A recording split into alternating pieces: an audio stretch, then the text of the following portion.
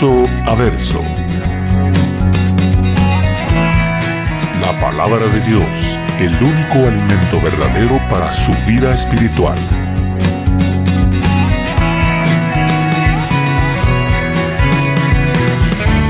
Verso a verso. Una presentación de Capilla Calvario, Guatemala.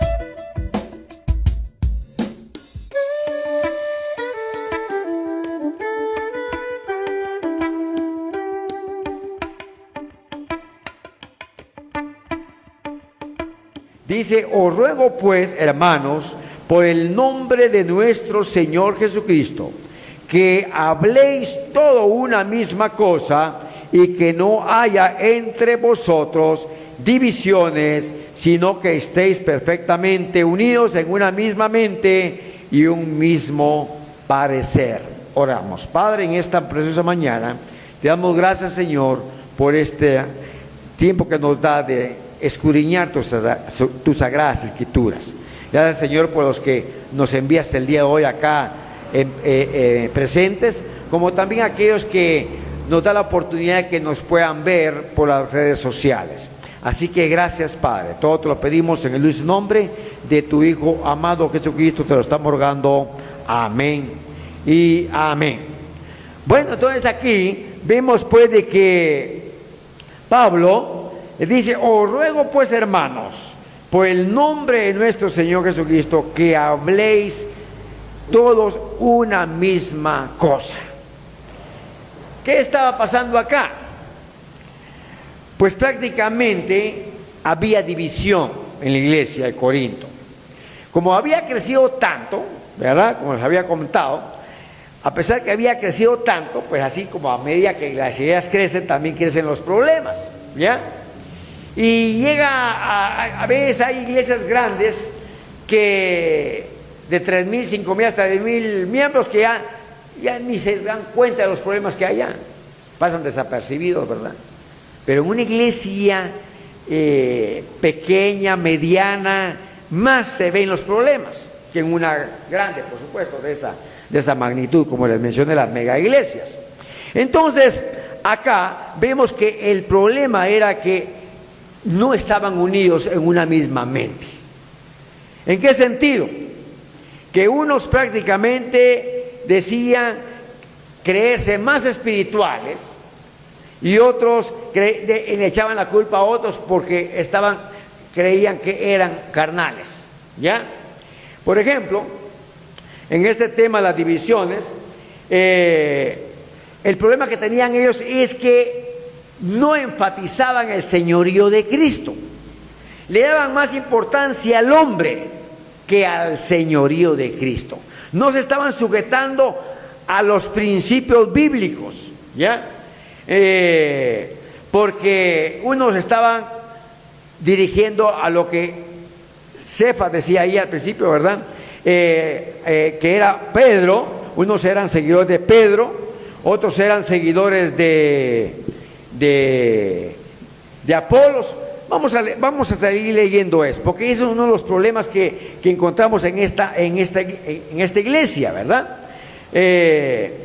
Dice: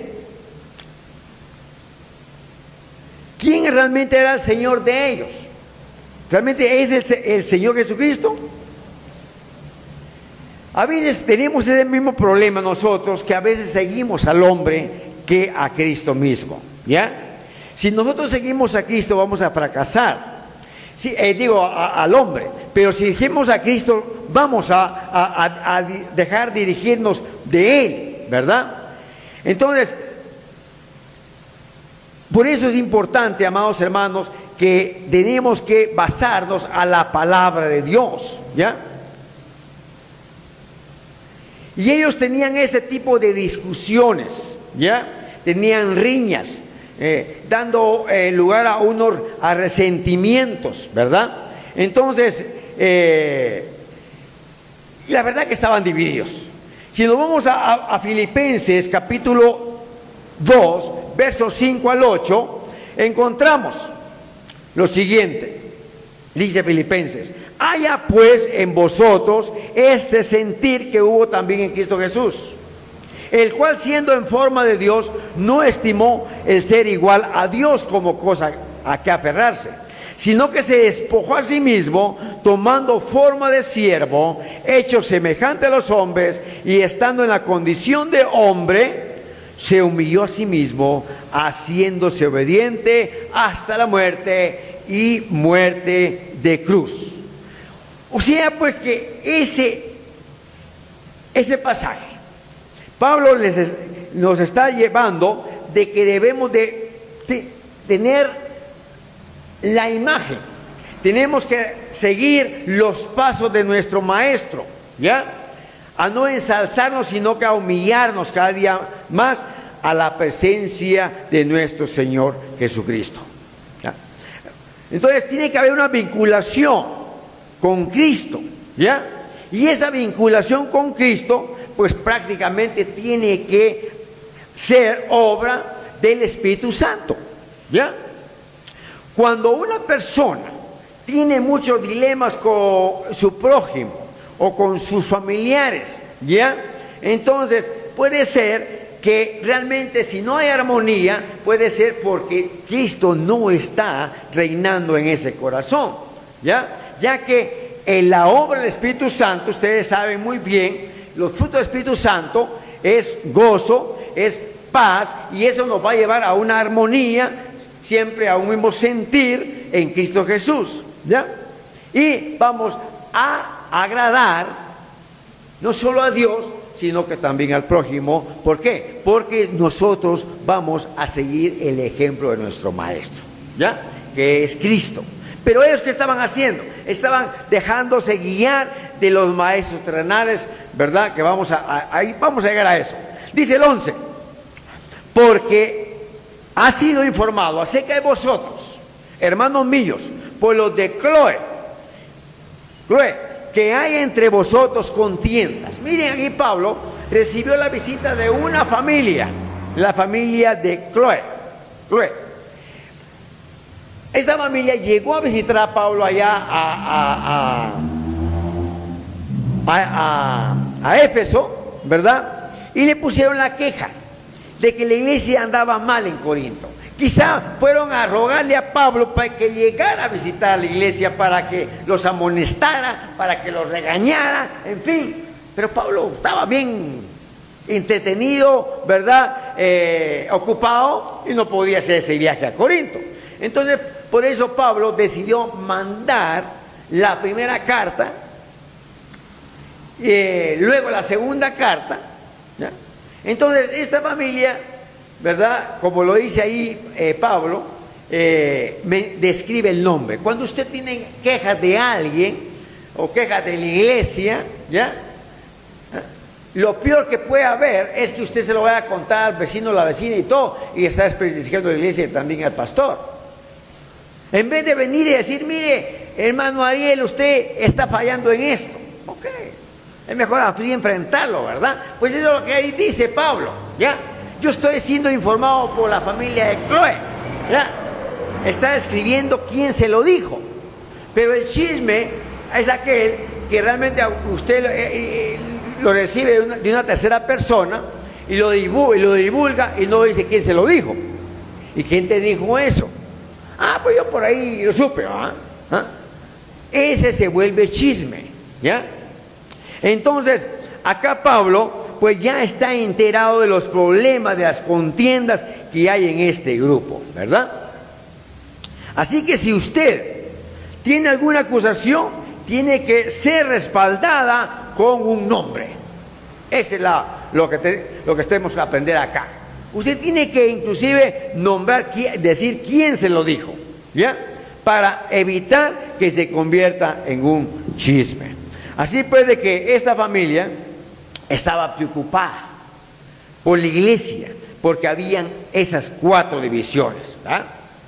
¿Hay problemas en cada iglesia? Claro que la hay. ¿Ah? En todas las iglesias van a haber problemas. Pero cada problema debe de ser enfrentado de acuerdo a la situación, ¿verdad? Entonces, vemos acá, en el siguiente versículo, sigue diciendo: quiero decir que cada uno de vosotros dice: yo soy de Pablo, yo soy de Apolos, yo soy de Cefas y yo de Cristo. ¿Ya? Este es el problema que vemos aquí, las divisiones. Uno decía, ¿verdad?, que creía en el ministerio del apóstol Pablo. Otros en el ministerio de Apolos. Apolos era aquel hombre que era un buen orador, era un buen disertante en la palabra, ¿ya? Y cuando dice yo de Cefas se refiere a Pedro. Se acuerdan a que Cefas después se convirtió en nombre de Pedro. Y yo de Cristo. Entonces, los que estaban diciendo que eran de Cristo, pues se creían más espirituales que los que estaban siguiendo a Pedro, o siguiendo a Pablo, o siguiendo a Apolos, ¿ya? Se recuerdan que esta iglesia, les mencioné la vez pasada, el domingo pasado, que estaba compuesto de griegos, de judíos y no judíos, o sea, los gentiles, ¿verdad? Y por eso había esa división. Por ejemplo, a los griegos les gustaba escuchar mucho lo que es la filosofía griega, ¿ya? Pues entonces les gustaba cuando Apolo llegaba y le tocaba su turno, ¿verdad? ¿Ah? Entonces llegaban todos los griegos a escuchar a Apolo, pero cuando le tocaba al otro disertante, yo no llegaba. ¿Ah? No, voy a llegar cuando a él le toque. No quiero que pase aquí en esa iglesia tampoco, ¿verdad? Que cuando a mí me toque no vayan a venir. ¿Ah? Sino que realmente venimos por escuchar la palabra de Dios, ¿verdad? Entonces, ese es otro de los problemas que tenía esta iglesia, ¿ya? Y aquí prácticamente había, como les dije, estos grupos. Los grupos de los que se creían intelectuales, otro grupito que se creían los filósofos, otro grupito que se creían también espirituales, ¿verdad? Como aquí en este cuarto grupo, que dice yo soy de Cristo, pero no porque le estuvieran dando a Cristo el primer lugar, sino porque se consideraban los más espirituales, ¿verdad? Entonces, ese es uno de los problemas que tenía la iglesia de Corinto. Pero veamos aquí en el 13. Dice, ¿acaso está dividido Cristo? ¿Fue crucificado Pablo por vosotros? ¿O fuisteis bautizados en el nombre de Pablo? Acá, Pablo le está aclarando de que Cristo no puede estar dividido, ¿ya? La iglesia no puede estar dividida, porque solo hay un Dios, un Señor, un bautismo inclusive, y solo uno fue el que hizo el sacrificio en la cruz del Calvario, y ese sacrificio solo se lo debemos a Cristo. Por eso dice Pablo, ¿fui crucificado Pablo por vosotros? No, ¿verdad? Por supuesto. ¿O fuiste bautizados en el nombre de Pablo? Y aquí más adelante inclusive él justifica, no es que le dé menos importancia al bautismo, sino que dice, doy gracias a Dios que ninguno de vosotros se ha bautizado, sino a Crispo y a Gallo, para que ninguno diga que fue bautizado en mi nombre. Entonces menciona también uno que otro ahí que él bautizó, ¿ya? Pero como decía él, realmente yo no vine por bautizar, yo vine a predicar el evangelio a toda criatura, ¿ya? Él realmente no es que estaba, como dije, no haciéndole énfasis al bautismo, sino que a la predicación, para que el mensaje, el evangelio siguiera avanzando en toda Europa, en toda el África y en toda Asia. Ese es el deseo de Pablo, ¿no? Y por eso dice acá, que por qué le están siguiendo solo a él un grupito, ¿ya? También dice, bauticé a la familia de Estefas, pero los demás no recuerdo si he sido bautizado algún otro. Así que Pablo acá siempre sigue justificando de que no estaba bautizando a todo el mundo para que lo siguieran solo a él, ¿verdad? Sino que lo importante es que sigamos a Cristo. Porque dice aquí, cabal, en el verso 17, no me envió Cristo a bautizar, sino a predicar el Evangelio, no con sabiduría de palabras, para no quitar valor a la muerte de Cristo en la cruz. Aquí Pablo está aclarando que realmente lo más importante es que el ser humano conozca la verdad, para que la verdad los haga libres, para que conozca el plan de salvación, para que conozca el Evangelio, que es poder de Dios, ¿ya?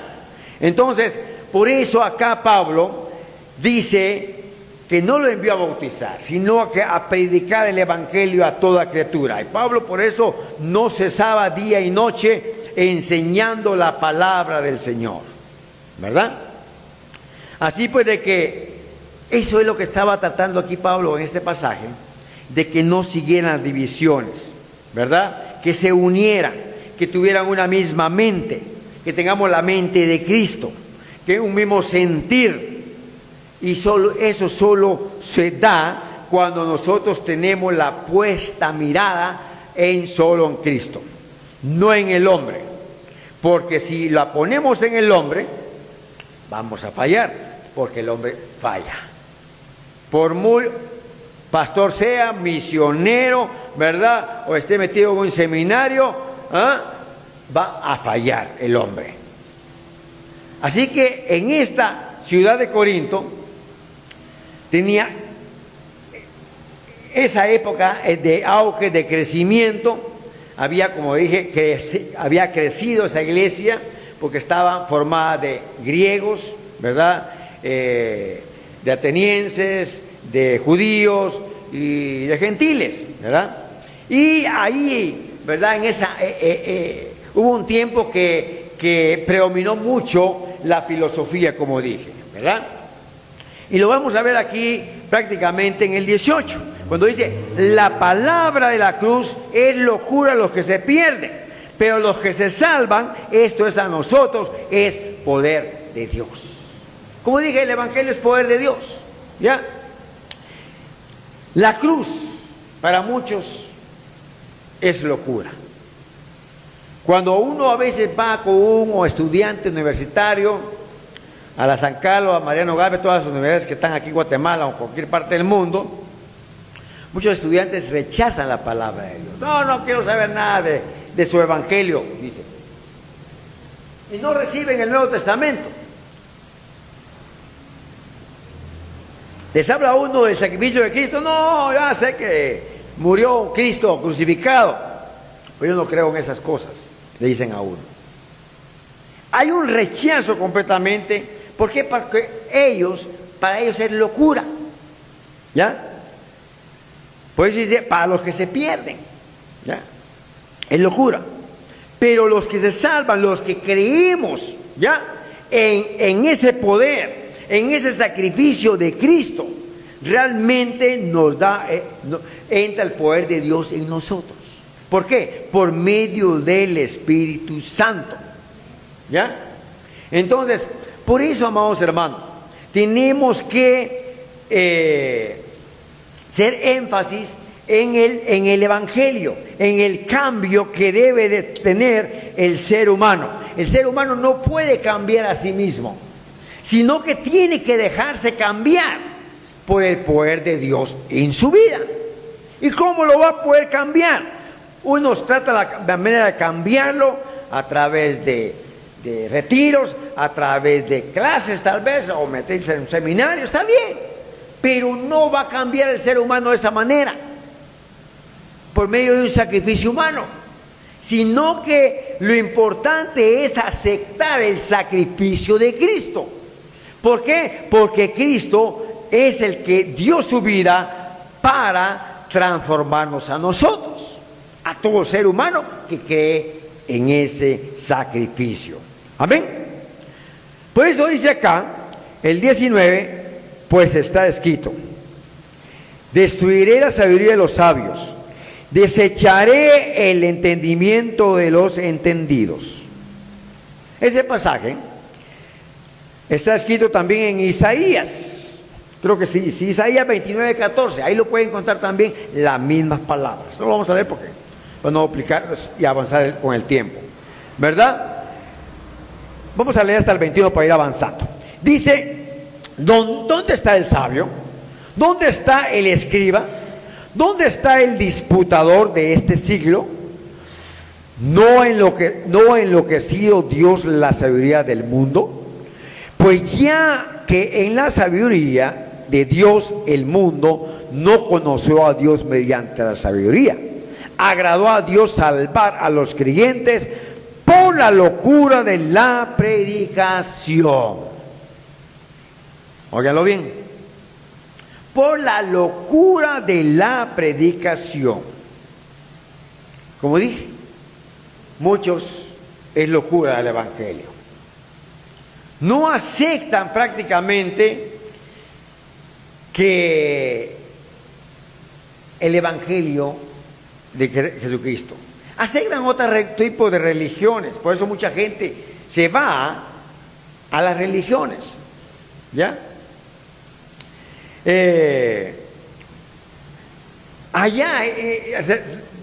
Recordemos que hubo un tiempo, casi 300 años, la época de los filósofos, ¿verdad? Como Aristóteles, Sócrates, ¿verdad? Que siempre ellos estuvieron prácticamente enseñando filosofías, ¿verdad? Amaban la sabiduría, y por eso Pablo una vez llegó inclusive allá a Atenas, ¿verdad? Encontró unos hombres que estaban reunidos, ¿verdad? Porque ellos se reunían para discutir la filosofía ateniense o griega, ¿verdad?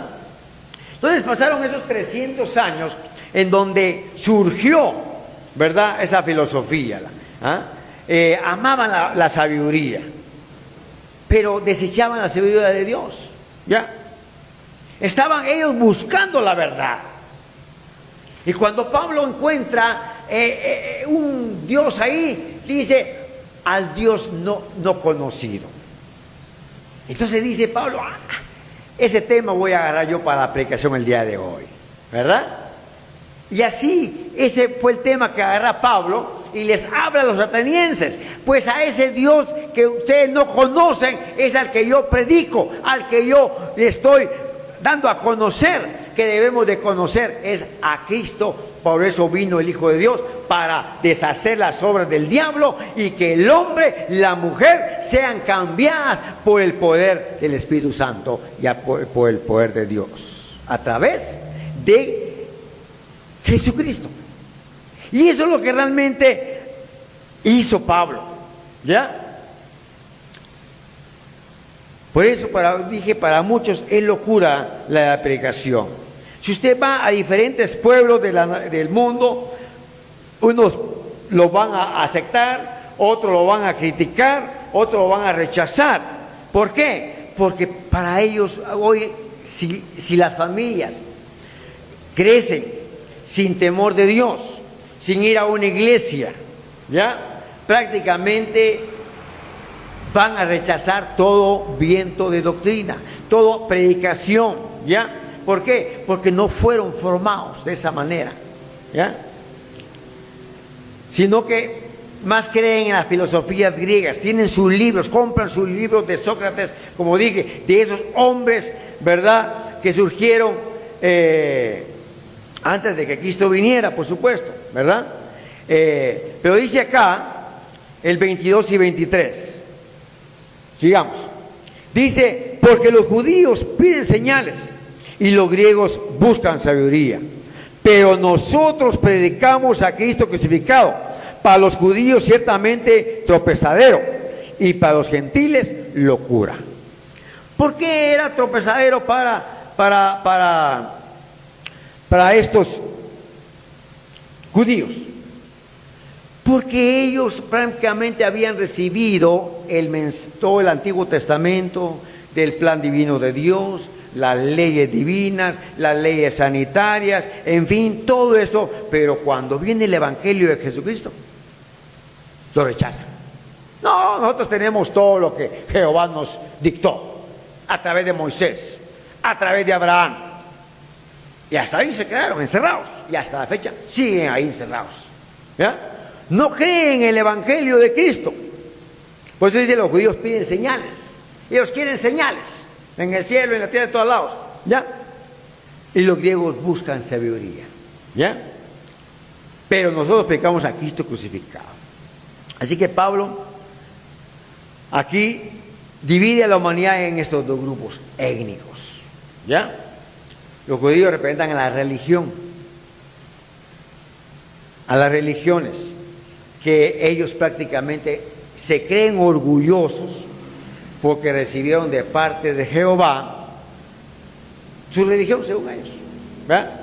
Y no aceptan otra más, ¿verdad? Hasta que Cristo venga, se van a dar cuenta que estaban equivocados, tenían que aceptar también el mensaje de Cristo, pero fue rechazado, ¿verdad?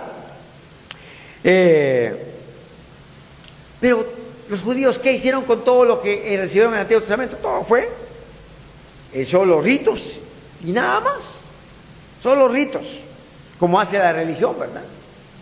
¿Ah? La religión solo nos enseña a adorar a Dios por rituales, ¿ya? Pero no hay un cambio interior, sino que ceremonias y ritos. Así que acá vemos pues de que ellos querían una señal.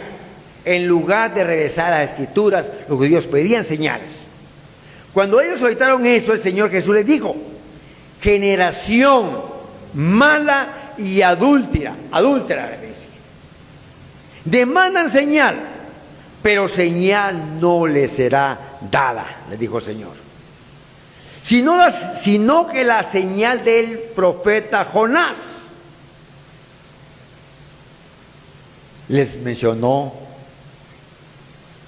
Cristo allí en el capítulo 12, verso 39, la señal de Jonás. ¿Cuál era la señal de Jonás? Que Jonás fue tragado por medio de un pez, pasó 3 días y 3 noches en ese pez por no querer ir a predicar el evangelio a Nínive. ¿Ah? Dios permitió que hubiera un viento, el que no, y se lo tragó un pez, estuvo 3 días dentro de ese pez y luego fue arrojado a la playa. Pues esa era una señal de que Cristo iba a venir y que iba a estar en las profundidades de la tierra 3 días, pero que al tercer día iba a resucitar. Y esa es lo que le menciona el Señor. Ahí tenía la señal, Jonás, pero no entendieron. En este otro grupo, como dije, los griegos, es decir, los no judíos, ellos representaban la filosofía, amaban la sabiduría, buscaban la verdad, ¿verdad? Entonces, estos 300, 400 años antes que viniera Cristo, esas naciones griegas produjo un horizonte de la historia de una brillantez mental, logros artísticos, ¿verdad? Vemos las esculturas de Miguel Ángel, ¿ah? De las pinturas, bueno, no se me vienen los nombres de las pinturas, pero bueno, pero sabemos que existieron esos filósofos. Por ejemplo, Pericles, ¿verdad? Estudiamos en la escuela, ¿va? Anaxágoras, Tales de Mileto, por ejemplo, Sócrates, Platón, Aristóteles. Estos filósofos, ¿verdad? Nacieron, crecieron, pero se murieron y están en la tumba, ¿ya? Ya prácticamente estas escuelas, de esas filosofías, de esos prácticamente están ahí en los libros, nada más. Y la gente eso es lo que anda buscando, ¿verdad? Después de este renacimiento, vinieron también otros, por ejemplo, Bacón, Hobbes, Descartes, ¿verdad? Que es el renacimiento de los pensadores, ¿ya? Pero todo eso tiene un crecimiento y una decadencia, ¿verdad? Y ahí están, en la tumba. ¿Buscaron ellos la verdad? La pregunta que nos hacemos hoy en día. No, ellos trataron de buscar la verdad. Nunca la encontraron. Por eso aquí la palabra dice, ¿dónde está el sabio? No hay, hoy no hay sabios, ¿verdad? En el tiempo habían esos hombres sabios. ¿Dónde están? El escriba también. ¿Dónde está el que discute asuntos de este mundo? ¿Acaso no ha enloquecido Dios la sabiduría del mundo? ¿Ya? Y ese es uno de los problemas que tenemos hoy en día, ¿verdad? Muy bien, sigamos, si no, no terminamos. Así que los judíos, ¿verdad?, hallaron esa piedra de tropiezo, ¿ya?, que es en Cristo.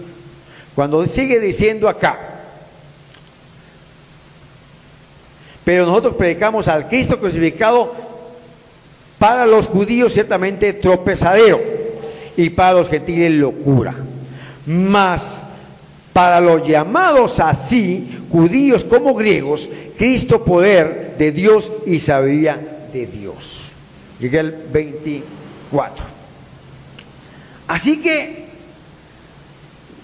también en Romanos, recuerdan que estudiamos Romanos, vamos a citar Romanos, cuando estudiamos 9:33, leímos esto, como está escrito, aquí pongo en Sión piedra de tropiezo, roca de caída, y el que creyere en él no será defraudado. También encontramos en el verso de el apóstol Pedro escribió en capítulo 2, versos 7 y 8, para vosotros pues los que creéis, él es precioso. En cambio, para los que no creen, la piedra que los edificadores desecharon ha venido a ser piedra principal y piedra de tropiezo y roca que hace caer. Y el pueblo judío en eso ha caído, ¿ya?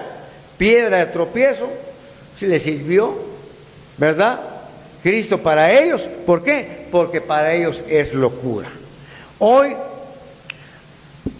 a evangelizar a un judío, decirle realmente del sacrificio de Cristo, para ellos es una ofensa, ¿ya?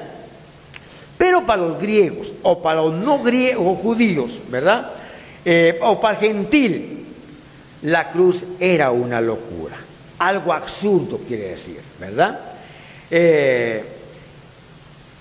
Entonces, Pablo se dirigió directamente a la filosofía, ¿verdad?, cuando estuvo en esa ciudad de Corinto. Predicó a Cristo, por eso, como dije, año y medio, ¿ya? Y por eso esta iglesia estaba compuesta por estos grupos, pero que dieron problemas también, ¿verdad? Allá en Hechos capítulo 18, verso 6 dice, pero poniéndose y blasfemando esto, le digo, sacudiéndose a los vestidos, vuestra sangre sea sobre vuestra propia cabeza. Mi conciencia está limpia, le dice Pablo. Desde ahora me iré a los no judíos, pero ¿puede la filosofía sacar al hombre del pozo negro de esta vida?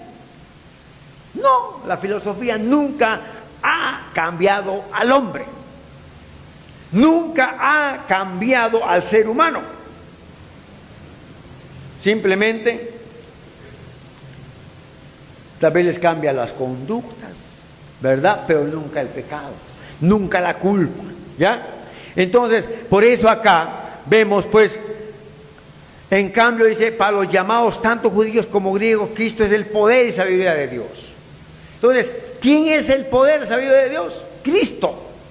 Entonces, para los que tenemos a Cristo, viene y entra no solo el perdón de nuestros pecados, sino que Cristo nos da poder ¿Para qué? Para divulgar ese poder.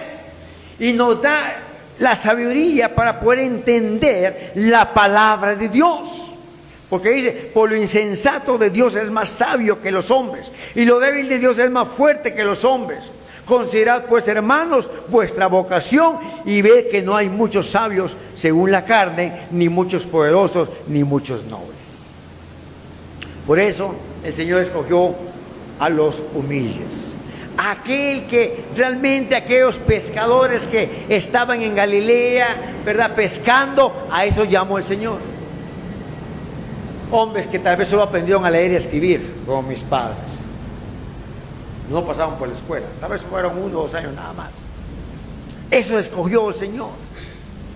Y por eso trastornó los conocimientos, trastornó a los hombres cuando veían a Pedro, a un pescador humilde, predicar con denuedo, predicar con poder. Se admiraba. ¿Y este de dónde? ¿Por qué escuela pasaría? Decían los filósofos griegos. Se admiraban de su elocuencia. Miren, en la primer prédica que hizo Pedro, ¿cuántos convertidos tuvo? ¿Alguien se recuerda? No, que solo 3,000. Y en la segunda, ¿cuántos subieron? ¿Alguien se recuerda? 5,000. Imagínense, que un hombre humilde, pescador, ese es el poder de Dios en un hombre. No era el poder de Pedro, no era el poder de Pablo, sino que es el poder de Dios dentro de ellos. Por eso, esta gente, para el que se creía muy sabio, no aceptaba ese poder. Pero aquellos humildes sí lo aceptaron. Por eso dice el 27, sino que los del mundo consideran necios escogió Dios para avergonzar a los sabios. Y los que en el mundo considera débiles, escogió Dios para avergonzar a los fuertes. Ahí está el ejemplo, ¿verdad? Y dice 28 y 29, y la gente despreciada y sin importancia de este mundo, escogió Dios. Y lo que no es, para deshacer lo que es, a fin de que nadie se jacte en su presencia. Así que el que se cree muy sabio, muy orgulloso, Dios lo humilla. Pero dice que aquel que se humilla ante el Señor, Dios lo ensalza. Esa es la diferencia, ¿ya?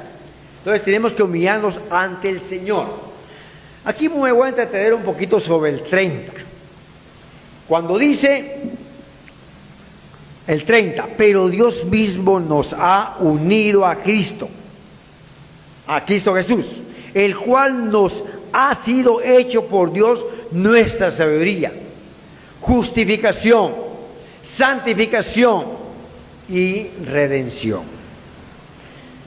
Vemos estas 4 cosas que cuando estudiamos el libro de Romanos también lo mencionamos. Por ejemplo, la sabiduría. La sabiduría dice que es la fuente, la razón de nuestra personalidad y viva en relación con Cristo. ¿Ya?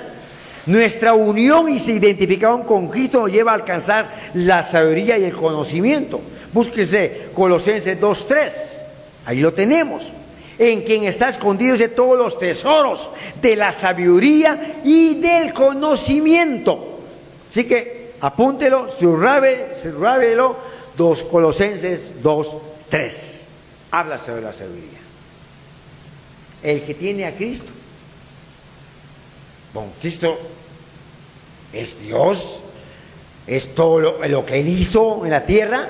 Entonces, el que tiene a Cristo tiene la sabiduría de Dios. ¿Ya? Pablo lo afirma ya a los colosenses. Dice también la justificación.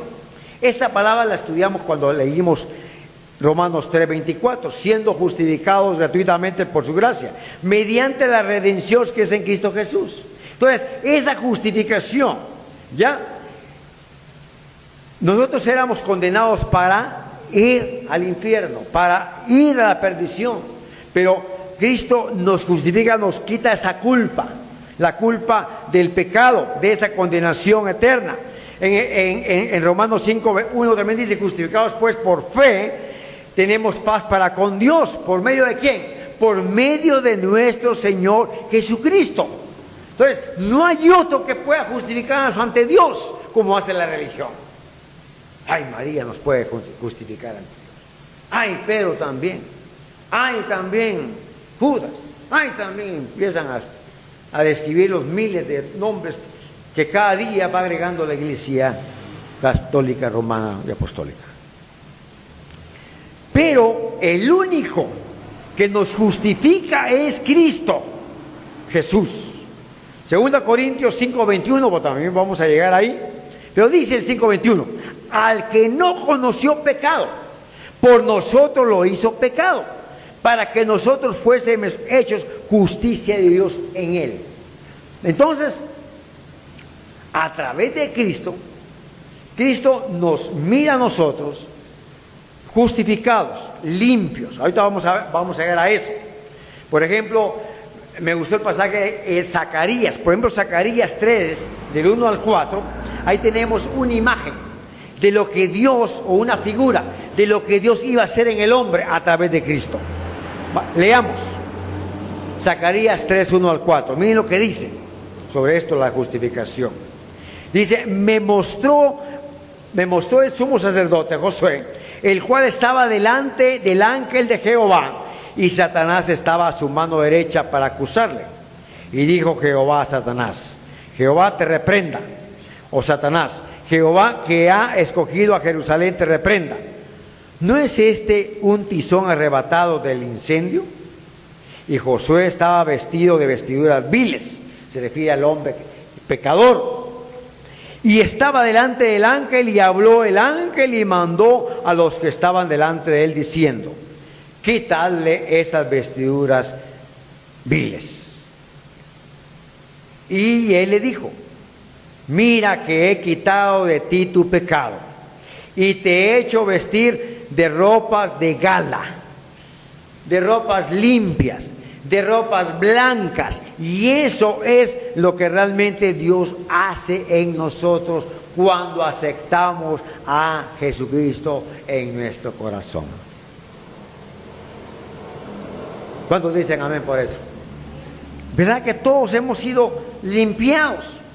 Por eso también la otra palabra aquí menciona aquí el 30, la santificación. Romanos 6:19 dice, hablo como humano, por vuestra humana debilidad, que así como para iniquidad presentáis vuestros miembros para servir a la inmundicia y a la iniquidad, así ahora para santificación presentad vuestros miembros para servir a la justicia de Dios. Y de último, tenemos también en 1 Tesalonicenses 4, 3 al 7, miren lo que dicen sobre la santificación. Pues la voluntad de Dios es vuestra santificación, que os apartéis de fornicación, que cada uno de vosotros sepa tener su propia esposa en santidad y honor, no en pasión ni en concupiscencia como los gentiles que no conocen a Dios. Que ninguno agravie ni engañe en nada a su hermano, porque el Señor es vengador de todo esto, como ya os hemos dicho y testificado. Pues no nos ha llamado Dios a inmundicia, sino ¿a qué? A santificación. A eso nos ha llamado el Señor, a ser santos. Porque dice el Señor, ser santos como yo soy santo, dice el Señor.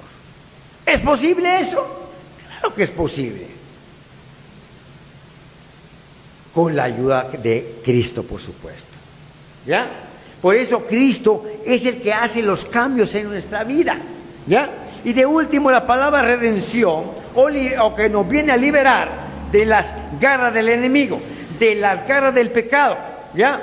También ahí lo encontramos en Romanos 3:24 y en Marcos 10:45, que dice, porque el Hijo del Hombre no vino para ser servido, sino para servir y para dar su vida en rescate ¿de qué? Por muchos. ¿Ya? Por eso vino Cristo, para rescatarnos de ese lodo cenagoso del pecado, de este mundo pecador, que estamos aquí en este mundo, porque ya no somos de este mundo, sino que somos de la patria celestial. ¿Por qué? Porque hemos aceptado el reinado y el señorío de Cristo en nuestra vida y en nuestro corazón, ¿verdad? Verso 31, para que, como está escrito, el que se gloría, gloríese en el Señor. Con esto termina Pablo acá en su primer capítulo. Nuestro motivo de gloria debe de encontrarse en el Señor. ¿En qué se gloria usted? ¿De qué se enorgullece usted hoy? Es que yo estudié licenciado en administración de empresas. Es que yo estudié filosofía. Soy filósofo. Es que yo estudié medicina. Está bien, pero no por esto, por su profesión se va a orgullecer, ¿ya? Porque los títulos realmente no es para jactarse, sino que para hacer un trabajo mejor aquí en la tierra, ¿ya? Y dice, de su sabiduría o sus conocimientos. Otros se captan de sus riquezas, otros se captan de sus influencias o del poder humano que han alcanzado. Me refiero a los políticos, ¿verdad? Por eso dice que debemos de gloriarnos, ¿qué? En Él, ¿ya? Cristo es realmente el motivo de darle gloria, honra. 2 Corintios 10:17, lo vamos a ver también más adelante, dice, porque no es aprobado el que se alaba a sí mismo, sino aquel a quien Dios alaba. Miren, escríbalo ahí en sus notas. 2 Corintios 10:17. Nunca hay que alabarse a sí mismo, sino que deje que otro lo alabe. Y Dios, como dije, ¿ya? Dios es el que hace ensalzar. El salmista, para terminar, leamos el Salmo 34:2. El salmista David dijo esto: en Jehová se gloriará mi alma, los oirán los mansos y se alegrarán. David experimentó eso. En Jehová se gloriará mi alma. Así que, estimado amigo o amiga que nos ve por medio de esta red social, ¿quiere usted gloriarse en el Señor? La única manera para que usted sienta ese gozo, esa paz, esa felicidad que anda buscando en este mundo, solo Cristo se la puede dar. Yo le invito en este momento, si usted también ya acá, que nos visita o se congrega con nosotros, no ha permitido que Cristo entre a su vida, a su corazón, para reinar, yo le invito en esta hora que haga esta pequeña oración. Señor Jesús, yo te entrego mi corazón a ti en esta hora. Reconozco que moriste en la cruz del Calvario por todos mis pecados, que moriste y resucitaste al tercer día para darnos vida eterna. Y sé que estás a la diestra de Dios Padre, intercediendo por ti, por mí y por toda la humanidad. Gracias, Señor Jesús, por perdonar mis pecados. Desde ahora en adelante te seguiré obedeciendo tu palabra. Amén. Si usted, mi amigo o mi amiga, hizo esta pequeña oración conmigo, yo le invito a que compre una Biblia, o quizá tiene una Biblia en casa, o un Nuevo Testamento. Inicie leyéndola, los evangelios, que ahí está la vida y todo lo que Cristo hizo en la tierra. Segundo lugar, debe de hablar con Dios todos los días, contándole lo que usted siente y las necesidades que usted tiene, pero más importante, darle gracias por su vida y por su perdón de sus pecados. Tercer lugar, visite una iglesia donde se estudie la palabra de Dios verso a verso, y mejor dicho, libro por libro, la palabra de Dios. El Señor le bendiga y gracias por su paciencia y por llegar al final. Oramos. Padre, en esta hora Te damos gracias, Señor, por ese tiempo que nos diste de leer, de escudriñar así rápidamente este capítulo 1 de 1 Corintios. Te pido, Señor, que nos ayudes, como nos has hecho hasta ahora, para que sigamos pregonando tu palabra allá en zona 25. Te pedimos, Señor, que bendigas a cada uno de los que nos han escuchado o nos escucharán de aquí en adelante este estudio. Te pido, Señor, que hagas cambios drásticos en sus vidas, en cada uno. Te pido, Señor, que estén dispuestos a abrir sus corazones. Para aquellas personas clamo también, Señor, que están enfermos allá en casa. No importa dónde, en qué país nos estén viendo. Pero te pedimos, Señor, que pongas tu mano poderosa sobre ese cuerpo que está quebrantado de salud. Para aquellos que están en los hospitales. Para aquellos que han sufrido un accidente. Para aquellos que han sido abandonados. Tanto hijos como mujeres abandonadas. Te pedimos, Señor, que les consueles en este momento. Te pido, Señor, que nos ayudes a seguir adelante y que tu Espíritu Santo siga tocando esas vidas a través del poder del Evangelio que tenemos en tu palabra, en la Santa Biblia.